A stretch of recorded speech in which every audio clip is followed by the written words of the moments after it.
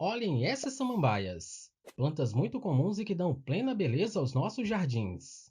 Elas são plantas pteridófitas. Diferentemente das plantas briófitas, essas plantas surgiram com a importante novidade evolutiva: o surgimento dos vasos condutores.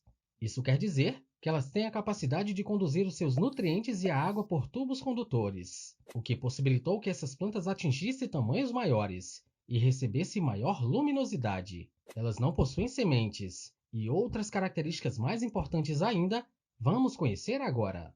As plantas pteridófitas, do grego pterion, que significa feto, e phyton, que significa planta, são as primeiras plantas vasculares e consideradas fósseis vivos. Por isso, são chamadas de plantas traqueófitas, ou seja, elas possuem tecidos vegetais em formas de vasos condutores, chamados de xilema, que é responsável pelo transporte da água e sais minerais do solo até as folhas. E o outro vaso é o floema, que é responsável pelo transporte da água e os produtos resultantes da fotossíntese, das folhas para as demais partes da planta. As pteridófitas não produzem sementes. Com a especialização evolutiva, diferenças na sua forma física surgiram entre as várias partes do seu corpo, produzindo a diferenciação entre as raízes, caules e folhas. As raízes formando um sistema radicular, que tem a função de fixar a planta no solo, absorvendo a água e os minerais. Já o caule e as folhas formando um sistema caulinar.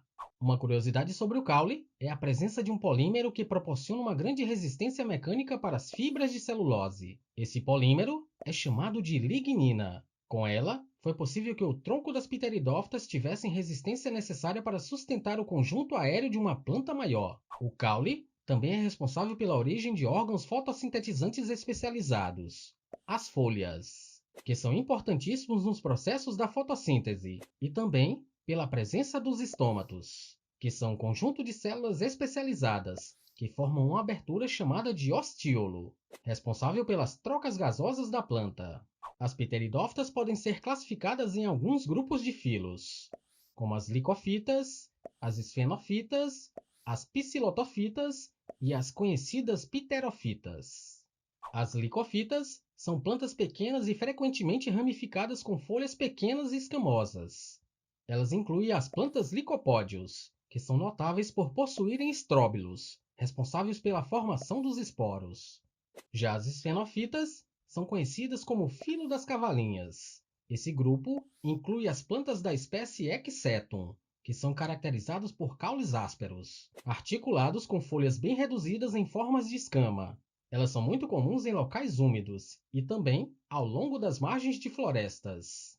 Outro grupo das pteridófitas são as psilotofitas. Este filo é de plantas menos comuns e inclui plantas primitivas como a Psilotum, que são caracterizadas por caules verdes, não apresentam raízes ou folhas verdadeiras. Em vez disso, possuem na parte inferior os rizoides e também pequenas escamas sem nervuras. Já na parte superior desta planta, apresentam numerosos esporângios de cor amarela.